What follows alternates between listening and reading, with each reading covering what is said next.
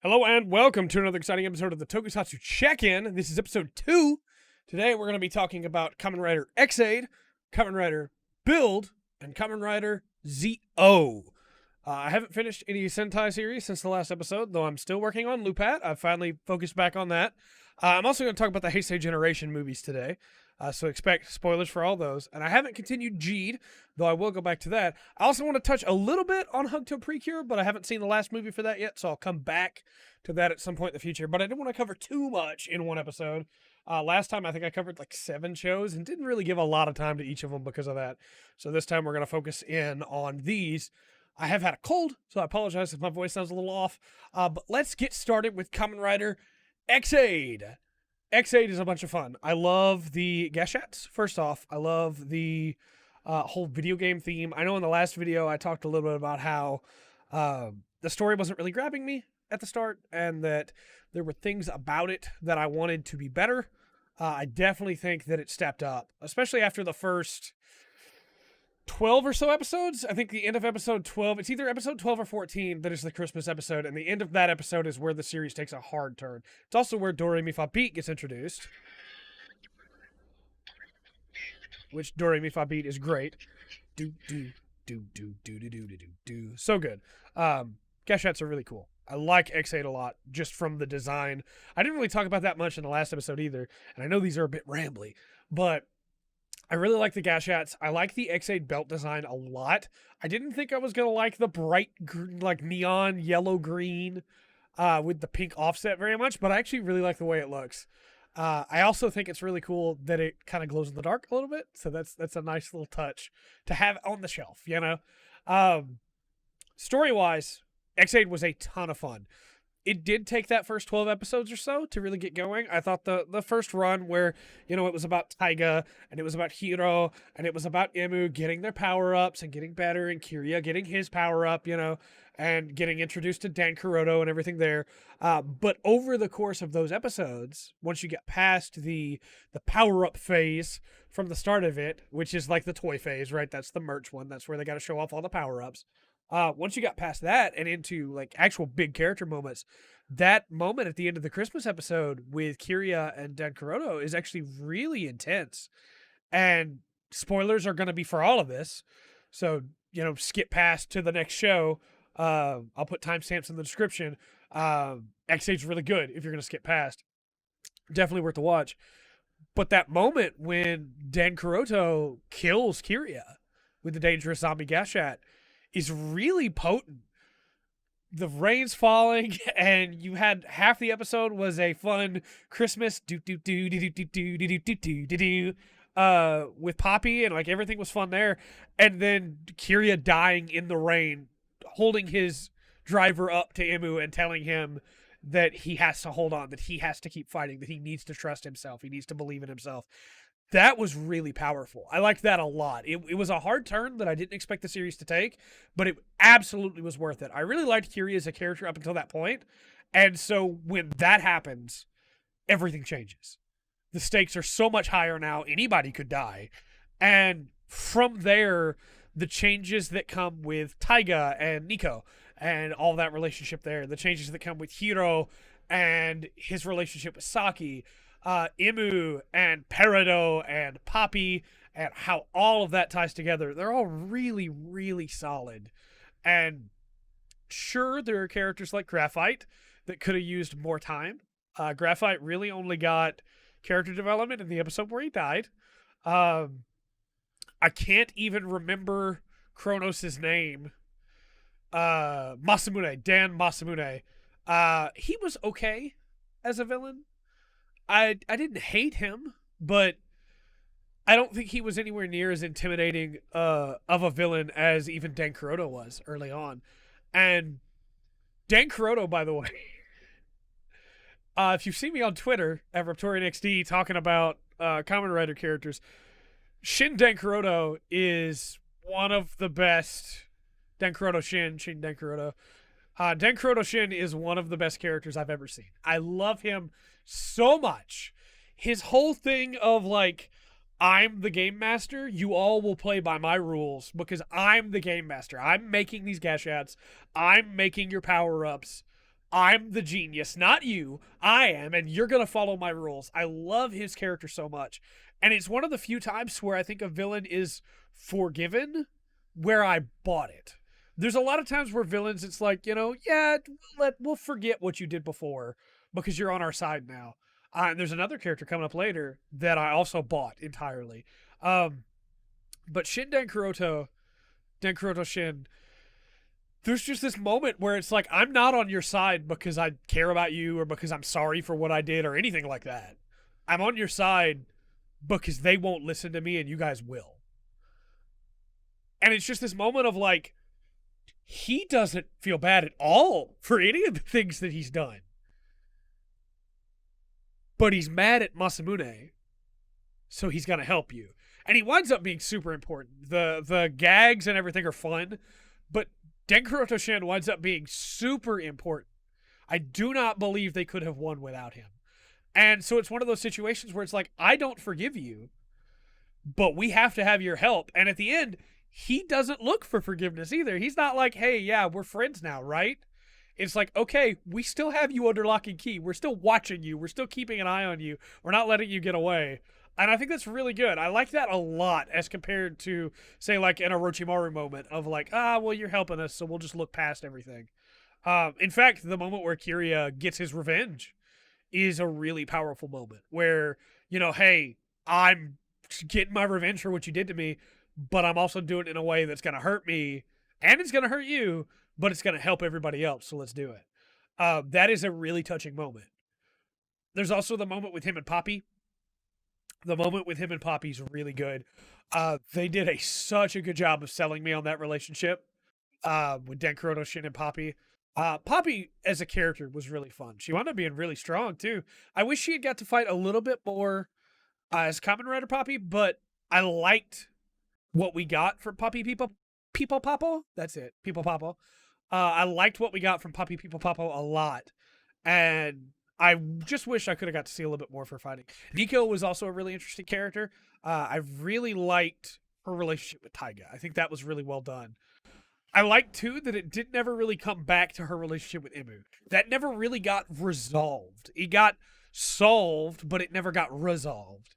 And so, like, it was never about it. Imu was the ideal she reached for and couldn't hit.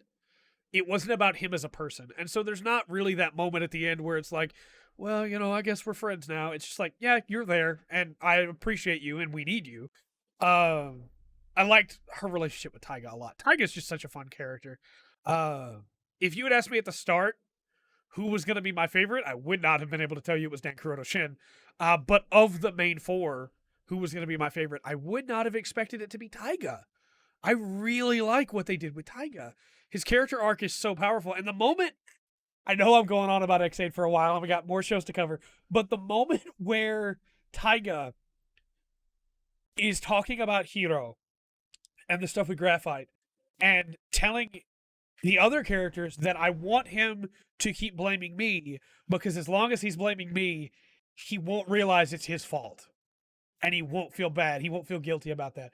That is incredible. That is such a good character motivation of I will be the jerk. I will be the mean one. I will be the bad guy just so you hate me and don't realize that the entire reason why Saki got stressed and died is your fault. And the moment where Hiro realizes that and breaks is really powerful. I like that you see that too with his power-ups. He gets the Tattle Legacy, and it's clearly the like big power-up, the final boss version, right? It's the strongest one, and he's given it by Masamune, and it looks like he's gonna work for the bad guys because Masamune's got Saki and her data. But it's also the legacy of what kind of doctor he wants to be, which is the one that would make Saki proud. I'm getting emotional because it's really good. I think that whole story arc is really potent. They did a really good job with that. And the fact that at the end, he doesn't get her back. Like, say what you will about other Sentai series, right? Other Rider series, other Toku series about bringing characters back. There are some that are kind of egregious. This is not one of them. They do not bring her back. They bring back other characters, sure, but the one that wouldn't have hurt to bring her back, they do not. they leave her gone. And it makes Hiro's choice so much more powerful than if they had brought her back. From there, Imu and Peridot, I love their relationship. The moment where Peridot realizes that he has felt that fear, and that fear that he's felt is what the humans that he killed felt, that's really powerful. The whole setup with the game, Kamen Rider Chronicle, is really good. It's one of the things I like most about Gaim is the moment where it changes from dancing to the city's in trouble and we're under siege and we're having to fight back from where we're at. I think that's a really cool dynamic. And that happens in this with Chronicle, where they can't leave without getting attacked by other people that are just trying to save other people they care about. And like that whole thing is really cool, the way that Dan Masamune used people against each other. And the way that people feel against each other is really powerful. I like Hyper Muteki. I think it's a pretty good form. I don't like it as much as I like Mighty Brothers. I think Mighty Brothers is top tier. I love that form. The way that the two shoulder pads come together to form the face, I love that. Hyper Muteki's okay. I think it looks really cool. Power-wise, it seems really powerful, but we don't get to see it do too much. That's not my favorite suit. My favorite suit is definitely Dangerous Zombie. That suit is incredible. I love the way that suit looks. And the whole time having the zombie movements, it's so good. Dangerous Zombie is top tier. What else about X-Aid before I move on? We're 11 minutes in and we've just talked about X-Aid. That's okay, though. We're not on a time crunch. Burgermon! How can we not talk about Burgermon? Burgermon's so cool! I loved the whole thing with Burgermon and how bugsters, actually are people too, in a way. And how they take on the feelings of those that they've infected. And how that affects Poppy. And Imu's response to that. It was all really, really good. I liked it a lot. Burgermon's top tier. After X-Aid was Build. I really like Build. I haven't revealed where I put X-Aid yet. I'm going to save that now. I'm going to save that for the end, where I put the shows on my personal top 10s. I adore Build. Build, so much fun. I'm pulling up my list is why I'm looking this way of where I put everything, just so I make sure I don't get anything wrong. I adore Build. Build is so good. Sento's a great main character, first off. I think Sento's really, really solid. I love the way that he has to grasp what he's up against and what he is, who he is, and what it means to be human, what it means to have a memory and what memories make of people. I'm wording that badly, but I love that dynamic. The dynamic of whoever I was before doesn't matter, and especially once he finds out. Whoever I was before doesn't matter. I'm going to choose to be the kind of person that will protect people. And that's his goal. His goal is not to, be the best at something. His goal is not to solve some great mystery, even though he does start solving a mystery. His main goal is just to protect people. And especially when he finds out the stuff later, I'll get into spoilers in just a second. It's just really solid the way that he responds to it. Before spoilers, let's talk about the belt. Then we'll say you can skip to the timestamp. I really like the Build belt. I have that belt as well. It's in the hallway with the rest of my belts. I really like it. I love the voice of the belt. Yeah! Rabbit Tank! That's so good. Are you ready? I love it. And especially when you get to later power-ups and how cool those are. Rabbit and Rabbit, it's so good. I love most of the forms. There's not really any of them I can think of that I don't really love. I guess the closest one would be, I think it's Lion Vac. Is that the combination? Yeah, that's a weird combination. But I love most of the other ones. Gorillamon is really cool. Hawk Gatling is really good. Ninja Comic is top tier. I love Ninja Comic. And I love Pirate Resha. Pirate Train, Kaizoku Resha. I love that one. That one's great. Especially when you get in some of the later forms. We'll go in spoilers here now because I'm not going to beat around the bush anymore. Skip ahead to the next timestamp if you want to hear me talk about Zi-O without spoilers. Sparking? That's great. I love that so much. It's a can of soda. It's so good.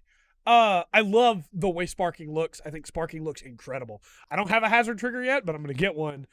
Build hazard looks really good.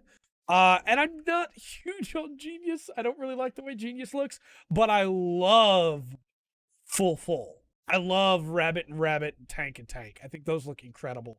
The build suit is one of my favorites. I think it's a great main character suit. It's very smooth. I love the whole it's like that, yeah. All of it's great. I love Vortec finish, Vortec break. It's so good. Great rider kick. Great rider kick. Characters though. Past aesthetics, characters. Sento, when he finds out that he is Katsuragi, that is an incredible moment. And the way that they do that dynamic of him talking to Katsuragi, with Katsuragi in the same outfit that Sento's wearing, because they're the same person.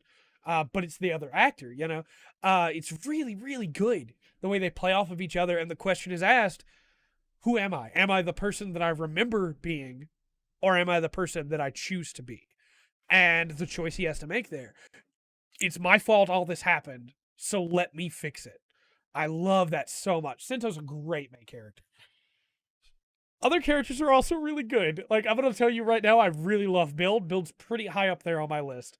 The other characters are really good. So, when you get into Banjo Ryuga, what words are there for Banjo Ryuga except idiot? And I love him for it. Banjo, okay. In Toku, a lot of characters will reveal that they're heroic. A lot of characters that maybe meant to start heroic will reveal that they're heroic. Even as much as I'm not a huge fan of Wizard, I can't remember his name right now. It's the first example that came to mind. The kid, the guy that's Chichin Pui Pui. I can't think of his name at all. Even he, almost immediately after being introduced, when somebody else is in danger, throws himself in front of him, right? That is very common in Toku, just based on what I've seen already. People that maybe you didn't think were very heroic will do the right thing and will protect other people. Banjo's not that person at the start. Banjo is definitely not that person at the start. Banjo is in it for himself and for Kasumi. And is that her name? Kasumi? Hold on. Good job, me. Also, the boy from Wizard, his name is Shunpei. Looked both of those up. Banjo only cares about Kasumi early on. That's it. She's the only one that's important to him. Sento, sorta? Misora, sorta? But it's not that big of a thing, right? Because the important people are Banjo and Kasumi. And so over the series, he has to learn what it means to be a Kamen Rider. He doesn't just suddenly start protecting people. He has to see Sento throw himself into danger over and over again to protect people. And eventually he learns what it means to become a Kamen Rider. And I think that's really powerful. It's easy to look at these characters and go, well, of course he's heroic. He's a Toku hero, you know? He's a heroic main character. But Banjo has to become that. And you don't see that very often in fiction. Very often it's just, you know, the role is thrust upon you, now do it. But Banjo chooses to become a Kamen Rider to protect people. And I love that you also have to get through that with Heisei Generation's final. Like, you see him over the course of that movie be like, why are you people doing this? Why are you putting yourself in danger, possibly even death, to protect these people you don't even know? And their response is, because that's what a Kamen Rider does. And so he becomes Kamen Rider Cross. And Kamen Rider Cross is really cool. I love that design, and then the upgrades he gets later. I wish, this is going to sound weird, I wish he got to fight a little bit more. I know he's the main deuteragonist. He gets to fight a lot. But in the middle of the show, some stuff happens, and he's not able to fight as much as he was before. And so I do wish he got a couple more fights, because I really like his weapon, and his fighting style is really cool. But I love that he had to earn even that power up, because he spends a good chunk of episodes just punching people with a bottle in his fist. Banjo's great. Banjo's amazing. And Sento's relationship with Banjo definitely carries the show through a lot of the dragging of the plot in places. I don't think it drags anywhere near as bad as even like Double, and I love Double. However, even the lowest points, I think the characters drag it through without a problem. I think their relationship is more than enough to carry this show. Just the two of them. And that's before you introduce Kazumin and Gentoku. Misora is pretty good. I like Misora well enough. She doesn't get to do a whole lot action-wise, but she makes the bottles, so without her, Sento doesn't get to save people. So she's pretty important. Kazumin's great. Grease, Kamen Rider Grease. Let's fan the flames. He's great. I love him. I'm getting emotional again because I'm thinking about his three guys. Akaba, Alba, and Kiba. Those three guys, like, I didn't care about Kazumin at all until they started dying. Until his three guys started dying. And everything changed then. Kazumin, there's this moment where Sento is grieving over the loss of Alba. And because he kills him in hazard mode. Doesn't even mean to do it. And Kazumin grieves over him too.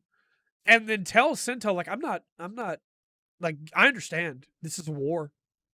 I'm not specifically angry at you. I get it. But I'm still going to crush you. And it's just this really powerful moment of, like, this guy gets it. This guy has been through a fight before. He understands what it means to go to battle. But he's not going to hold back either. And the moment with Akaba, man, where Akaba faces off against Rogue. And it's just such a powerful moment when Akaba dies. Because it could have been avoided, right? If they had got there faster. But he should not have lasted as long as he did. And he put everything he had into stopping Rogue to protect Pandora's box. And I haven't even talked about Pandora's box. Pandora's box, great, by the way. That's such a good MacGuffin. Kazumin's great. The way that Kazumin goes out, oh my gosh, my heart. When Misora holding on to him and telling him he can't die. And Kazumin telling her that, like, hey, my idol cares about me. I've got something to tell them when I see them. Talking about his three friends. And then the music cuts out. The sound cuts out. You don't hear anything. You get to see Misora run to the others and tell them that Kazumin has died. And it's this really powerful moment where there's no sound and everybody's crying out. And then you just hear, yo. From Hugtto. It's one of my favorite moments in all of Tokusatsu. It's so good. Let's talk about Evolt, and then we'll talk about my favorite character, Gentoku, from Build. Stark, Blood Stark, Evolt, top tier villain. Maybe my favorite actual antagonist in the entire series. I love Heart a lot, but towards the end of Drive, Heart is not as much of an antagonist anymore.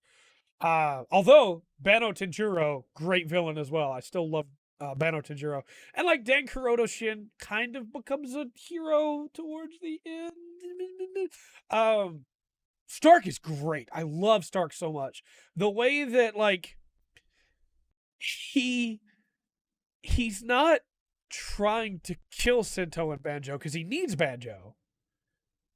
But he's also trying to egg them on, to raise their hazard levels, to make them more powerful, to make them fight, and cares nothing for everybody else. He will kill and betray anybody he has to. He is such a great villain. He loves being evil, and I love watching him be evil. Such a good villain. The reveal of who he was, I figured it out. Not, I think, one episode before it was revealed. I didn't figure it out super early. That's a really solid reveal, and the way that Sento has to deal with it. I'm thinking about the moment with the hazard trigger, the Evolt trigger, with Gentoku. So let's talk about Gentoku. I could spend an entire video just talking about Gentoku, and at some point I might. But Himuro Gentoku starts out as a villain. Very, very much a villain. He's been affected by the light of Pandora's box.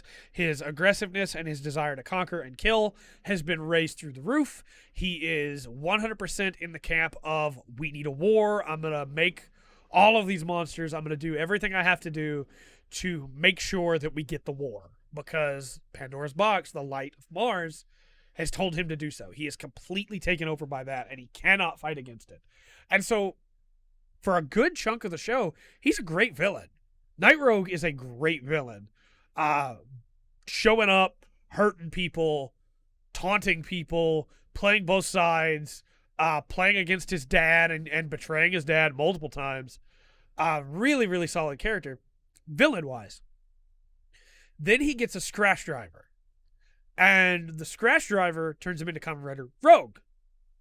And when it does, it wipes the light of Mars from his mind, and he's able to think clearly again.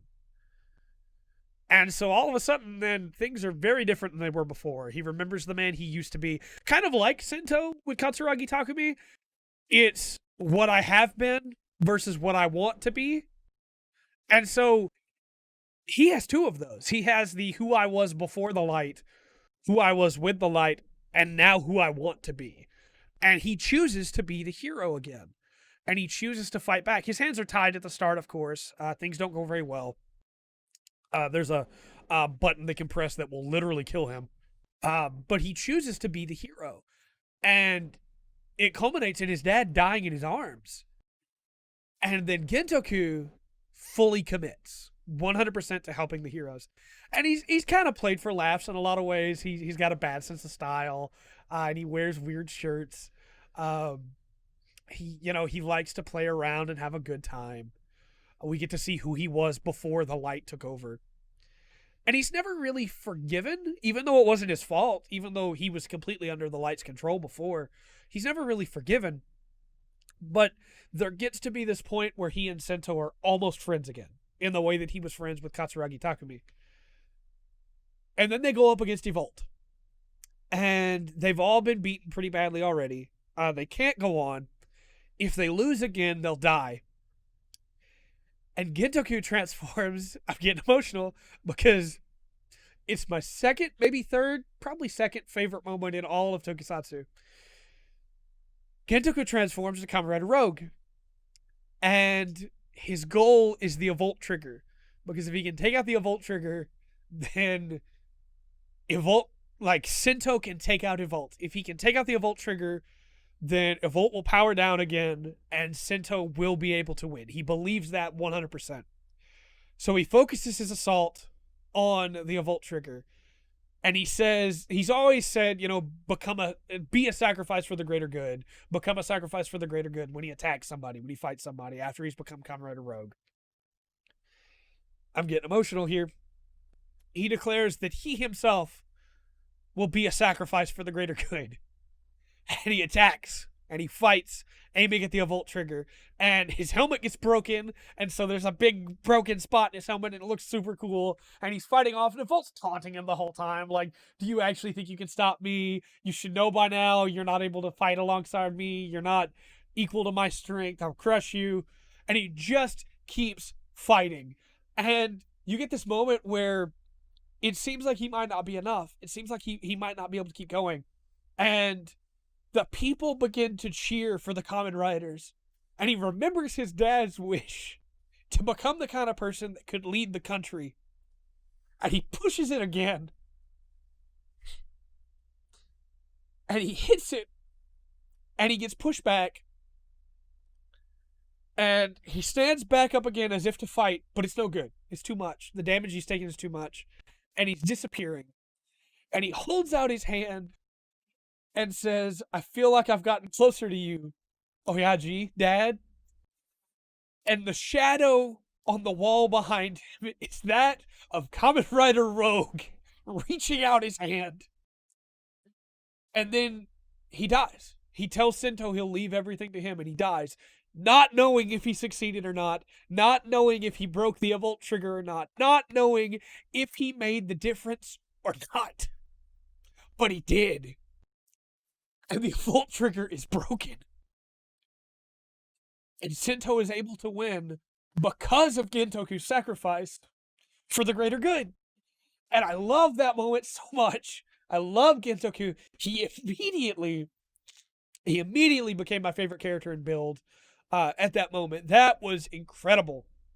I love a good character death. I'm one of those people that just adores a good character death. And a character dying not knowing if they made the difference or not, but having actually saved the entire world is incredible. I love that so much. I'm getting emotional. I gotta stop. We'll move on to Zi-O, and then hopefully I can stop getting emotional. All right, I took a moment to compose myself again, to get my voice back. Let's get into Zi-O. Zi-O's pretty good. I feel like after talking about X-Aid and Build, my thoughts on Zi-O are going to be a lot less spectacular. But let's talk about the belts, because I think the belts are really cool.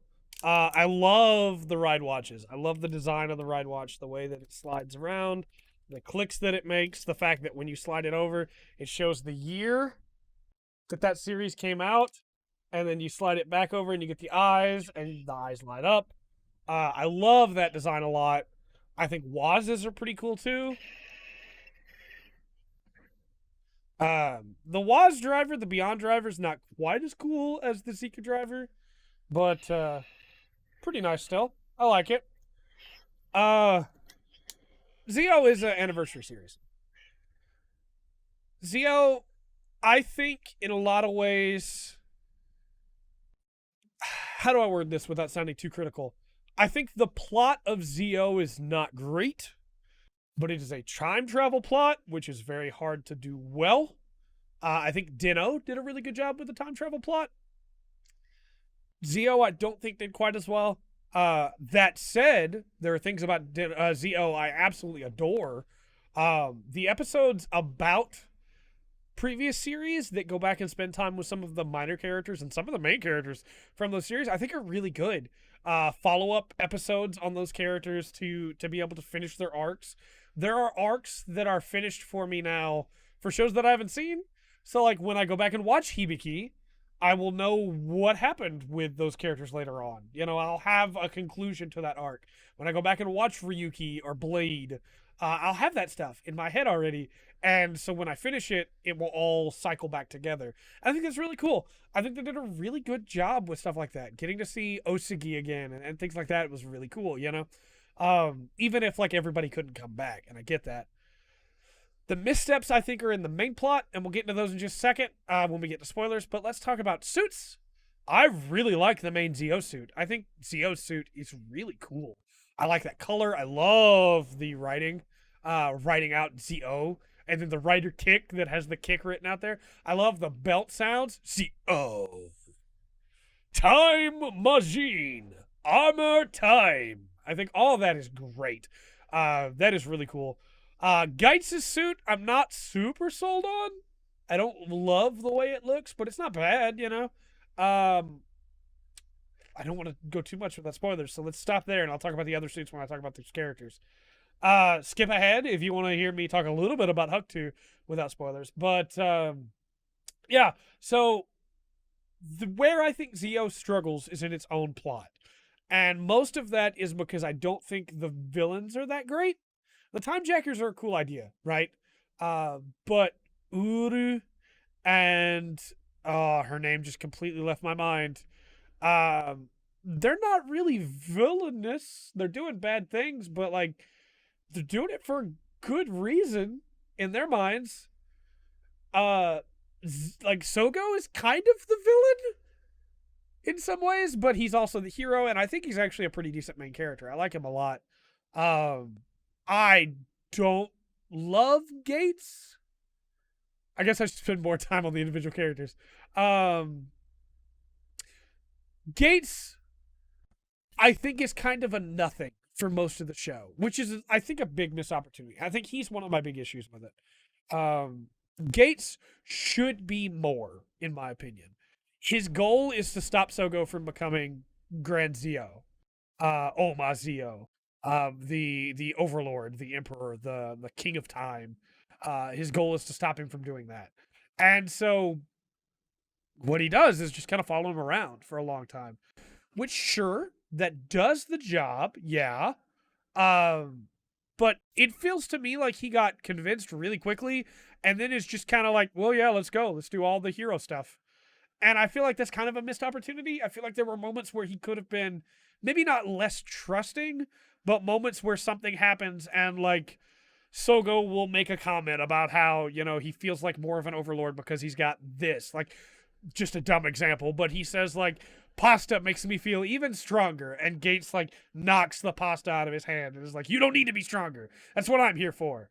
It felt like Tsukiyomi and Gates were there to stop Sogo from becoming the overlord, but then kind of just didn't do anything to stop it. There's also a moment that really soured me on Gates, about partway through, where Tsukiyomi goes back in time to see when Sogo was a kid and gets into a car accident, where the bus gets into a car accident. And Gates is in the time machine and he sees the car accident, but then doesn't go in to check it out. Like, dude, you can transform into a Kamen Rider. You're in a time machine. Just fly in there through the flames and see what's going on. But he just flies away, assuming Tsukiyomi's dead. And it's just really strange because after that, he throws himself into the Gates Revive power and, like, almost kills himself with it, which is really cool, right? I like the idea of he's, driven himself to this because he thinks she's dead and he obviously cares about her a lot. But then all of that just kind of goes away. All the repercussions of that are gone. Nothing happens from it. And he finds out Tsukiyomi's alive and it's just, sure, okay, yeah, everything's fine. It felt like they were building up to something and then just didn't do it. And so that's partly why I soured on it so much. Tsukiyomi as well doesn't really do anything for most of the show. Right at the end, she gets to do some cool stuff. But by that point, it was almost too little too late for me. Sure, she got to become a Kamen Rider, and her design is pretty cool. I love her Henshin music. Her Henshin jingle's really good. But I just don't think she did enough. I don't think they gave her enough to do when she could have been really interesting. Especially if she'd gotten to become a rider when she first looks like she switched sides. That would have had like 4 episodes where she could have been a rider instead of the last 2. I think it's the last 1 episode. Either way, kind of a shame. I mentioned Sogo's a good main character. I like him a lot. He's very trusting of people, but he also wants to protect people. He wants to protect his people. He wants to be an emperor, an overlord. And so, he's trying to protect his people. Waz is great. I love Waz so much. Iwai! Waz is great. Waz is top tier. Waz, great suit. Love the Waz suit. Love the jingle for the Beyond Driver. Do do do do do do do do. That's so good. Waz gets some cool power ups too.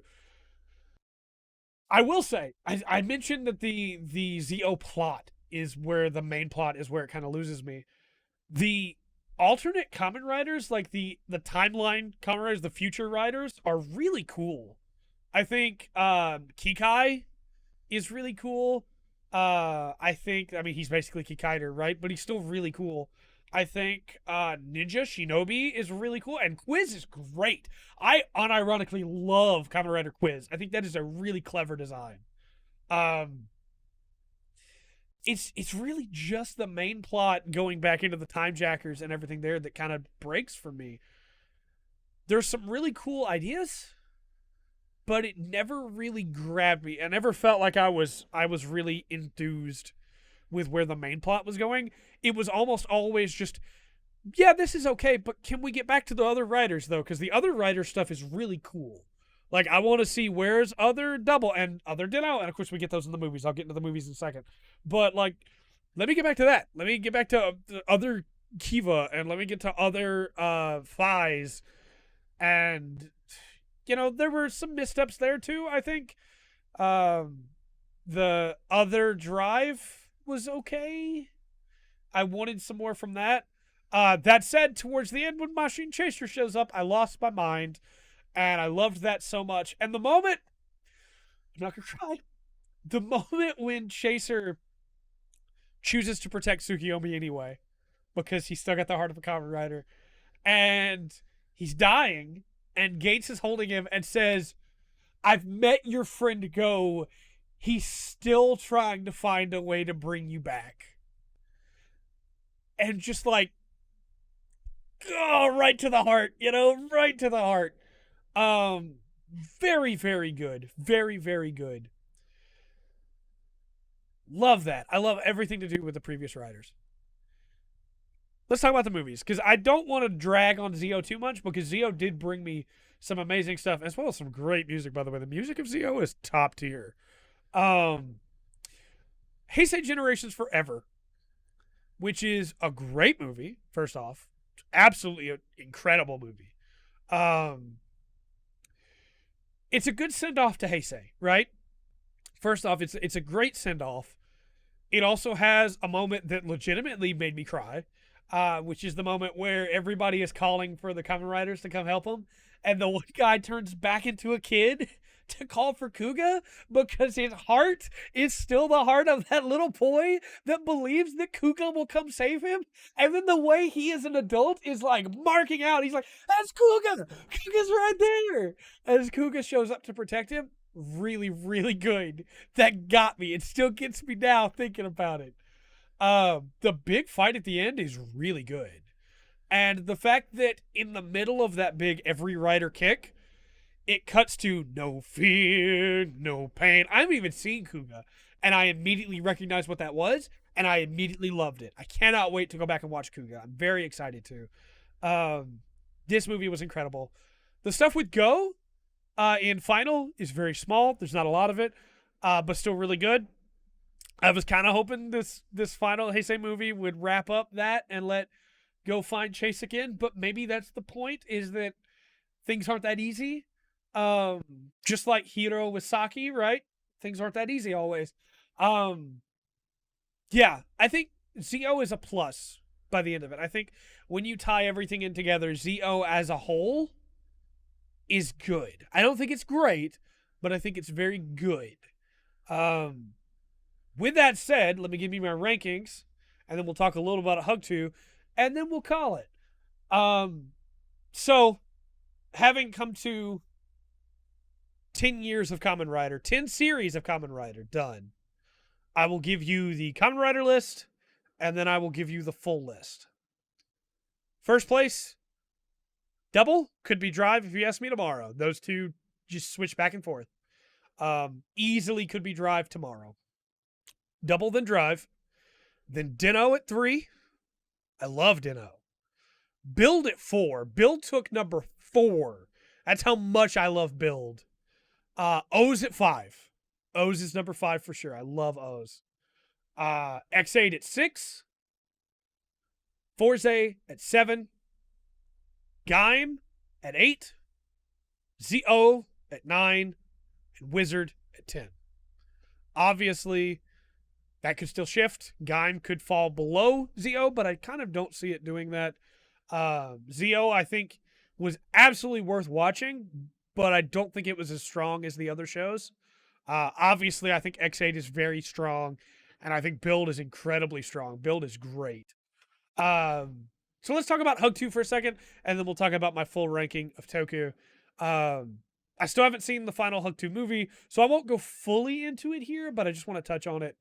Hugtto Precure was the first Precure show that I've seen. I think that Precure is every bit Tokusatsu as the rest. Yes, it's animated, so I know some people don't count it, but it follows the same trends. It does a lot of the same things. It pops up in superhero time. It's very good. It's very good. Hugtto Precure was very solid. Again, I want to do a full video just on it after I finished the final movie. So I won't talk about it too much here, but absolutely worth watching. And I will tell you where I've ranked it right now. My full ranking for all of Toku that I've seen is Double at number 1, but again, could be Drive if you ask me tomorrow. Drive at number 2. Tokuger at number 3, still holding strong, not moved. Den-O at number 4. Build at number 5. Hugtto Precure at number 6. How the heck did it beat O's and X8? You should watch it. It's real good. You'll find out. Number 7 with O's. Number 8 with X8. I need to rewatch O's. I feel like I might be underselling O's again. Number 9 with Forze. Number 10 with Kyoryuger. Number 11 with Gaim. Number 12 with Zi-O. And number 13 with Kamen Rider Wizard. I am still watching Lupat Ranger, so I'll throw that in it'll probably next one will be probably Hugtto, and the one after that will be about Loop-Hat Ranger most likely. And I'm still watching G'd, so that'll still come back in as well. Next up after that will probably be another Precure series. I'm looking at Yes Precure 5. And then following that will probably be Ultraman Mebius, and then Time Ranger. Either Time Ranger or Q Ranger. I'm back and forth on those, but I'm going to watch them all at some point. Probably. With all that said, though, let me know your thoughts in the comment section down below. I almost said Kamen Rider down below. And I've been Trey. This has been The Full Spectrum. Remember to always enjoy the full spectrum that Tokusatsu has to offer.